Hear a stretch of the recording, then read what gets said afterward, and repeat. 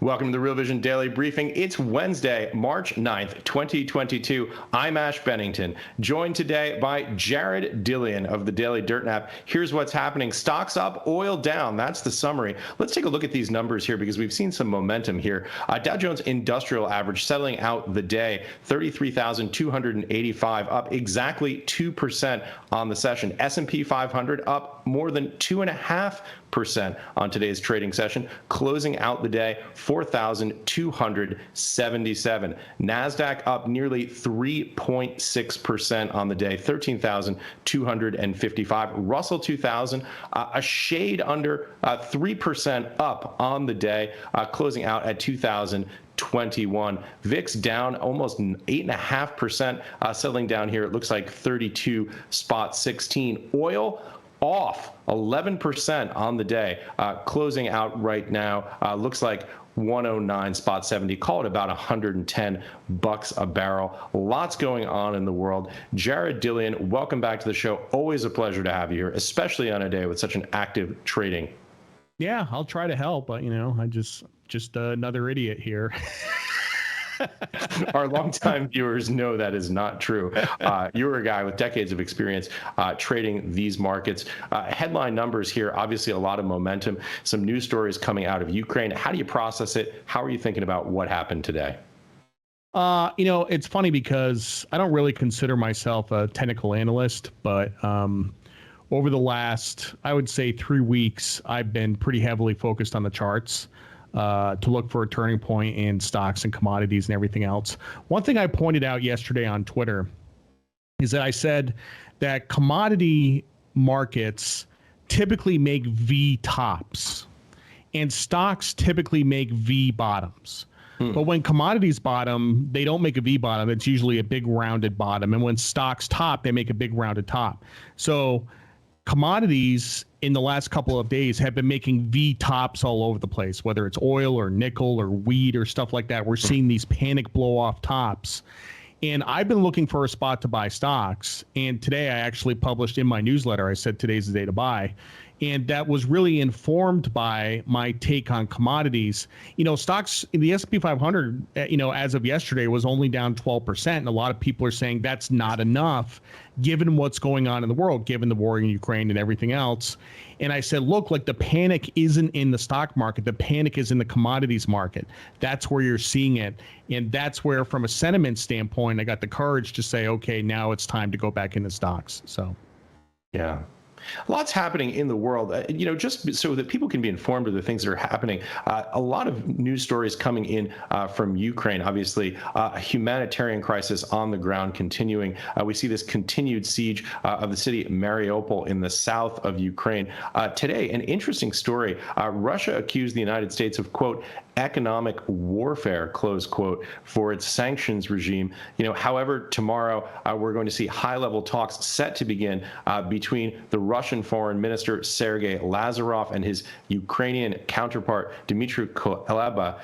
This is scheduled to begin in Turkey. Obviously, a lot of news flow coming out of Ukraine, while a humanitarian crisis clearly still happening there. Jared, how do you process all of this news flow? How do you think about it in the context of what's happening in markets? Well, I think we're all learning the names of cities in Ukraine, which we didn't know before, so we're all getting educated on this. The thing that stands out to me is what you said about the U.S. sanctions against Russia. This has the potential to escalate. Russia has made comments like this in the past, that not necessarily that they view the sanctions as an act of war, but that it's an act of aggression. And, those types of things make me worried. And, I just mentioned that, we're buying stocks today and stuff like that. But, if we're going to have round 2 of this and things get worse, it's going to be because of those provocative statements. It's going to be because Russia views these sanctions as an act of war. And that's when you have the potential to get contagion. So it's a little bit too early to make any predictions on that, but that's the type of thing that I'm looking out for. Yeah. Jumping around here a little bit, just because we've got so much news flow today, and I wanted to get you to weigh in on a couple of these points. The job openings and labor turnover summary. This is the official report from the Bureau of Labor called the JOLTS report. 11.26 million in January, an actual beat on the 10.9 million consensus estimate. Here's the headline, or the interesting component of this, to just kind of frame it and give some context. That means those 11.26 million jobs, 4.7 million more vacancies than workers. A little bit of context: there are approximately 157 million employed persons in the United States, 4.75 million vacancies. So for every 100 workers, there are 3 jobs for which there are no workers. That's a back of the envelope number. I know a macroeconomist would point out that that's not the scientific way to look at it, but it does give you an order of magnitude estimate on just how big this gap is in terms of vacancies versus workers. Yeah, and it also tells you, right now, I think the unemployment rate is 3.9, I think was the last print. Yeah, Q3. But it kind of tells you, I mean, think about this. If workers came back into the labor force and people took these available jobs, where would the unemployment rate be? I mean, it would be much, much lower. It'd be 3%, 2.5%, 2%. Like it's people make these generalizations about the economy. They say, well, it's hot or it's cold or whatever. And at this particular moment in time, it's kind of both hot and cold, because we do have this hot labor market and hot housing market, but we're dealing with this inflation. But yeah, I mean, I think, absent any exogenous shock, I think you're going to see the unemployment rate continue to go down over time. Yeah, by the way, if I didn't say so at the top, that 11.26 million is the January number for the total number of job openings. Jared, for people who are just sort of getting into thinking about markets through the framework of macroeconomic data, you gave a little bit of color and some context on the JOLTS report. What are your thoughts of what it means more broadly for inflation and for markets? Oh, I mean, it's hugely bullish for inflation. Yeah. A couple of months ago, if you go back to where we were like in December and January, the Fed was very, very hawkish. We were pricing in like 7 or 8 rate hikes. And at the time I was saying, I think inflation is going to moderate, because I think this jawboning is having an effect on the yield curve and it's financial tightening. And I do think inflation is going to moderate. That's what I thought 2 or 3 months ago. I don't think so anymore. Gunlock today says that he thinks that inflation is going to be 10% this year. And actually, I kind of agree with that. I mean, I don't think, and now we're kind of in a position where we're stuck, where we don't have the ability to raise rates 7 or 8 times this year because of the war. And now we have the war, which is a big inflationary impulse, which means that it's going to get a lot worse. So I think 10% inflation this year is totally possible. And we're actually, I can't remember who it was. It was somebody in the Biden administration. Maybe it was Psaki. And she said that she expects the CPI number, the headline number, to be pretty hot. So. Yeah.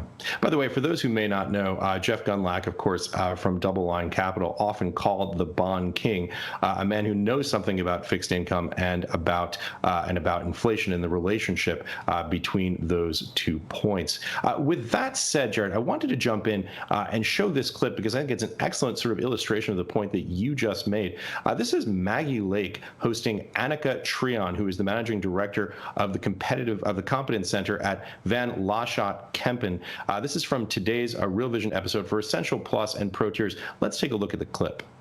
If you're an equity investor, I mean, and if there are 2 words to go away with in the era that we're in, if you could just close your eyes, wake up in, 6 months' time, a year time, and there was 2 words that you had to remember, those 2 words are pricing power. We've just discussed that the inflationary environment, it's complex. Inflation has massive legs behind it. A broadening of inflation. We're in an inflation discovery, environment. The only thing you can do as an investor is make sure that you are exposed to businesses that have a proven track record of pricing power. Because it's the only way to keep up earnings. So if multiples are going to continue to derate, if equity risk premia are continuing to inflate, which could be or could not be, because quite a lot has already happened there, at least you can feel comfortable about the E in your PE. At least you can feel more comfortable about the cash flow because of the hedge, in terms of the self-fix mechanism, in terms of putting that OPEX cost through. And the other thing is, again, with the long-term horizon, those businesses will ultimately benefit from their peer group getting crushed by their lack of ability to pass through higher OPEX, their lack of ability to be able to pass through this painful environment. And it will weed the weak out. And if you're in one of the stronger names with, as I said, a proven track record of being able to pass pricing through, that's probably the very best thing that you can take out from all of this. Following up, Jared, on some of the points that you made on the broadening and deepening of inflation, I think it's a great clip because it's crystal clear. What she's saying is if you're investing in businesses in an inflationary environment, you better make damn well certain that those businesses have pricing power in markets. Yeah, and the funny thing is, I mean, if you know, just for a little history, if you go back 15 years ago in the mid 2000s, you know, we were having a bit of an inflationary impulse and commodities prices were going up. And a lot of people thought that we would get inflation, but firms did not have pricing power. I mean, Annika said that you want to invest in firms that have pricing power. I would say everybody has pricing power nowadays. I don't know anybody that doesn't have pricing power. Like everybody has the ability to raise prices indiscriminately. Yeah, maybe she's talking about this on more of a comparative basis relative to other investments. Everyone does have pricing power because, you know, obviously these input costs are moving so rapidly. Yeah, for sure.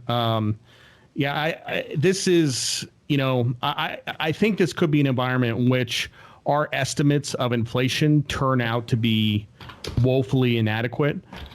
You know, where even Gunlock's estimate for inflation could be a little bit conservative. You know, just when we're talking about, you know, we're talking about banning U.S. oil exports and we're talking about banning Russian oil imports, and trade is closing off around the world. This is hugely inflationary. And this was happening before. We were under a period of deglobalization where trade was drying up, and now it's being accelerated because of this war. This is going to feed directly into an inflation. Yeah. By the way, let me just double click and zoom in on what you said. Gunlock at 10% could be conservative on inflation?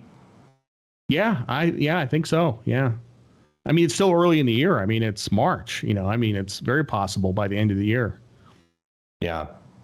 Once again, a fast news day. I wanted to touch on something else, which is, I think, quite interesting, which is the president's executive order on digital assets and cryptocurrency. Let me just read you a little bit of a clip. The White House put out a press release on the website. Some of the things that they're talking about are, quote, advances in digital and distributed ledger tech for financial services that have led to dramatic growth in markets for digital assets with profound implications for, and here's just a list of some of the points they put forward. The need for the protection of consumers, for investors, businesses, including data privacy and security, financial stability, systemic risk, crime, national security, the ability to exercise human rights, financial inclusion, energy demand, and climate change. It's everything but the kitchen sink is in there. Yeah, I don't know. I mean, there's a lot going on right now in the crypto world talking about implementing a U.S. digital currency and stuff like that. Yeah. This is not important right now, but it will be important at some point in the future, and it's good to keep an eye on this.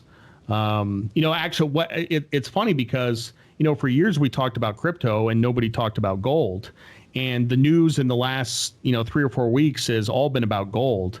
And, you know, Bitcoin is allegedly an inflation hedge, but it hasn't worked very well, and gold has suddenly exploded to the upside. It was down today, so. Yeah, let's take a look at some charts. First, let's hit Bitcoin and Ethereum. I think we have those charts ready. Bitcoin right now, as we speak, trading at 41,785.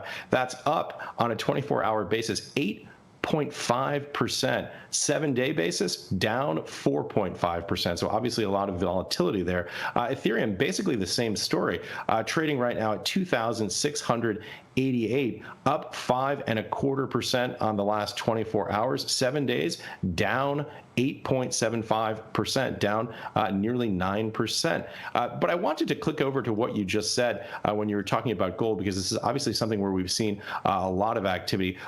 Gold US dollar spot right now at 1,992 on my screen. Boy, if you look at the 6-month chart on gold, obviously, as you say, giving a little back today, but quite a chart. What's your interpretation on that? I know you've been thinking about this for a long time. Yeah, I mean, this is my biggest position, and I significantly increased it after it broke out from the consolidation. This is a long term trade for me.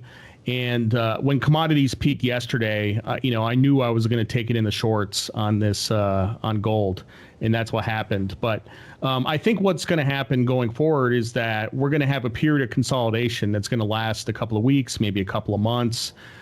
Gold is going to sort of rattle around between 1950 and 2060. The technicals on this were perfect. It got exactly up to the previous highs and stopped. Yeah, I think we're in for a period of consolidation. It's just going to take a while. Yeah. Jared, what are you going to be watching on gold to make those determinations? Obviously, a lot of macroeconomic factors that could influence the future price of gold. What are you looking at, and how are you thinking about some of those correlations? Well, one thing that I've seen recently is that there's a handful of gold miner CEOs that have been buying their own stocks, which I thought was pretty interesting.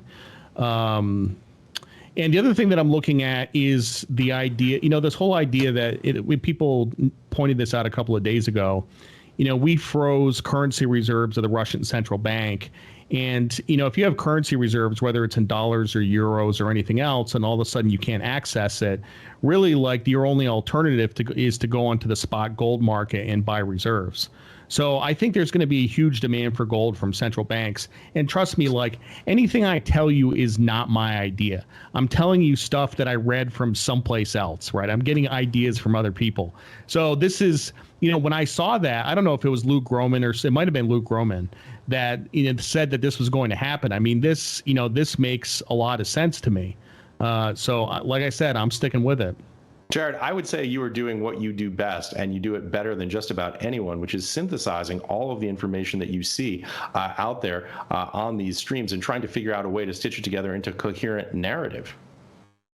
Yeah, well, I think, look, the last time we talked, I believe we talked about gold, and I said, I talked about the fact that there were all these people crapping on it, and I said, Jesus, just look at the chart. Just zoom out, look at the chart, look at the consolidation that's been happening for the last 2.5 years. And it is one of the most powerful chart formations that I have seen in my entire 20-year career of trading.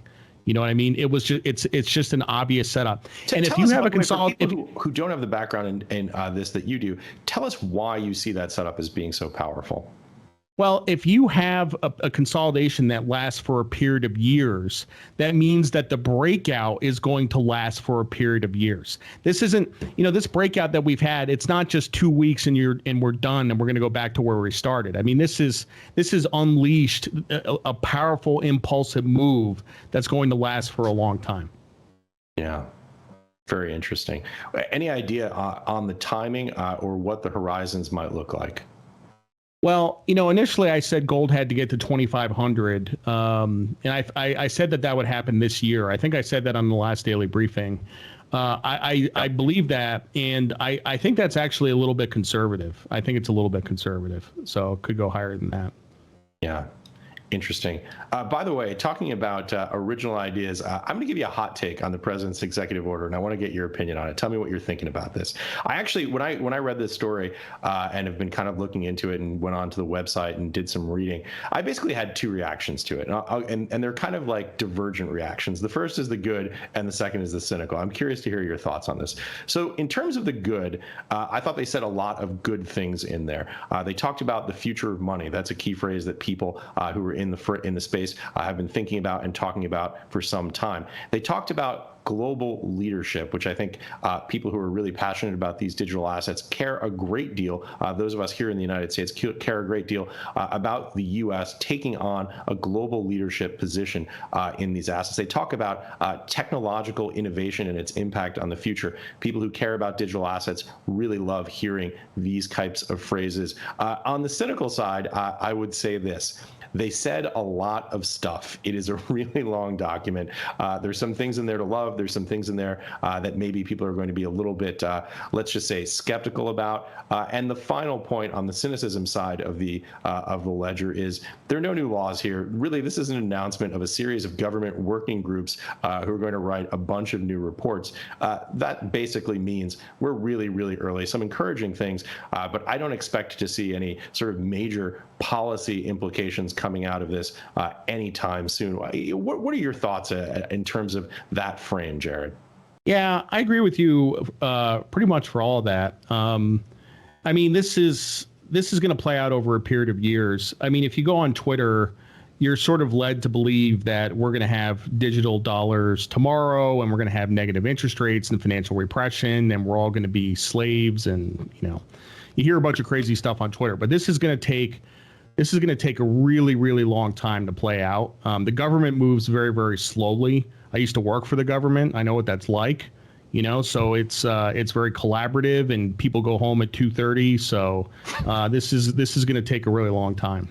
In the meantime, it's always fun to throw out hot takes on crypto.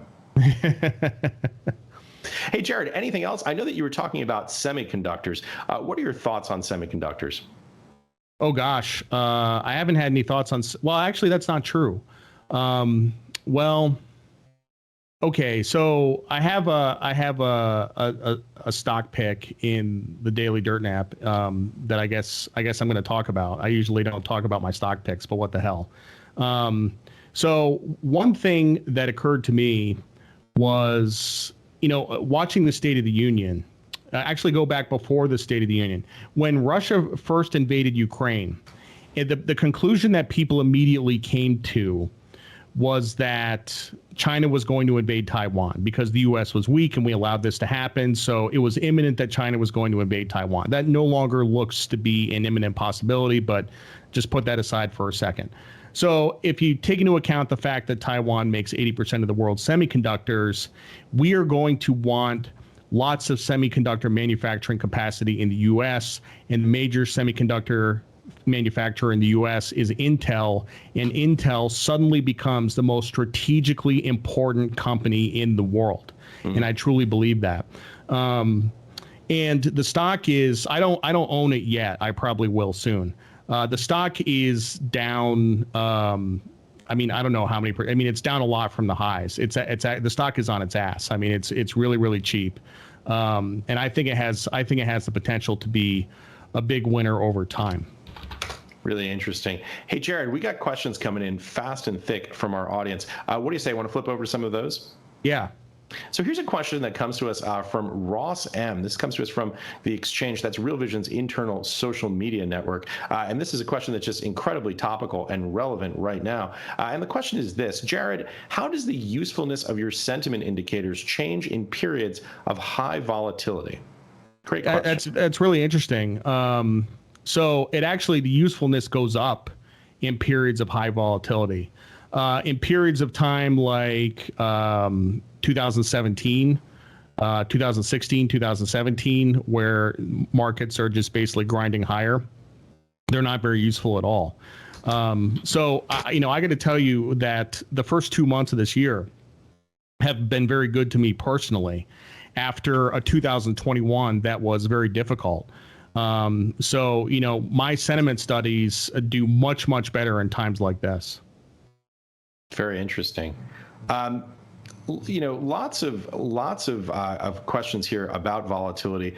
Here's an interesting one. Comes to us from Basking Turtle 78. This one comes to us directly from YouTube, and the question is thoughts on XLE. And is this the only sector worth investing in today? We should say that this is the State Street Energy Select Spider Fund.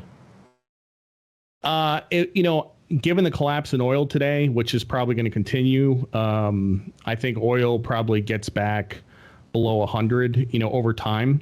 I think that this energy versus tech trade that people have been talking about for a long time. Yep. The last 6 months, energy has been outperforming tech by like thousands of basis points. Yep. I think over the course of the next few weeks, that's going to reverse.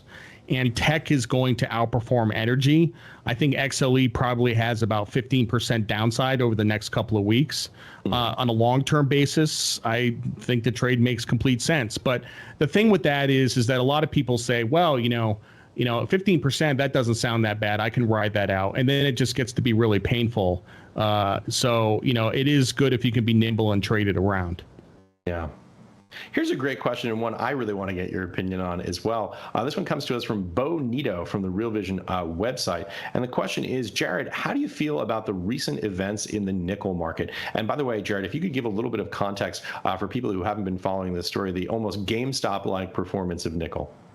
Yeah, I'm not entirely. I mean, look, like Russia's a big producer of nickel. I understand that. I mean, basically, nickel just went parabolic. Yeah. The bigger implications of this is that this is not just true of nickel, but a lot of commodities. I mean, wheat went parabolic, stuff like that. If you have large commercial hedgers that have big short positions, and they lose, hundreds of millions or billions of dollars in the short position, they have to meet a margin call. And when commodities markets are quiet, they don't have to worry about things like that. I mean, they're hedged positions, so they own the underlying commodity. But the point is that in order to meet the margin call, they have to come up with the cash, and they don't have the cash. So either they have to take out a loan at a higher interest rate to meet the margin call, or they have to sell assets. But that's the bigger implications of what's going on in nickel. Yeah. Jared, this has been the fastest 28 minutes in my life. We've blown through a tremendous amount of content today. Obviously, big news day, lots of volatility in markets. Jared, final thoughts, key takeaways. How would you frame this conversation for our audience? Yeah, I mean, we've had it's over the last few months, you have in the financial markets, you have things and you have paper, you have commodities and you have financial assets, you have stocks and bonds. And for the last few months, you've had things outperforming paper. I think for the next few weeks, you're going to have paper outperforming things. Very interesting. And by the way, how are you going to play that? In my newsletter, I recommended that everybody buy a bunch of tech stocks today, and I trade 24 hours after them. So tomorrow I'm going to be buying a bunch of tech stocks, stuff that I hate. I mean, stuff that I absolutely hate. This is not stuff that I like to do, and I'm not comfortable with it. But I believe that this is for a flip. This is for a trade over the next couple of weeks, and I'm hopeful about it. Yeah, such an important distinction. Jared, as always, fantastic conversation. Always love having you on the Real Vision Daily Briefing, man. Thanks, Ash. Appreciate it. And thanks again for watching the Real Vision Daily Briefing. We'll be back tomorrow with Imran Laka and Alfonso Pecatiello. And by the way, on Friday, March 11th, this Friday, by popular demand, Raul Pal and I will be back on Real Vision Daily Briefing. Thanks for watching, everyone.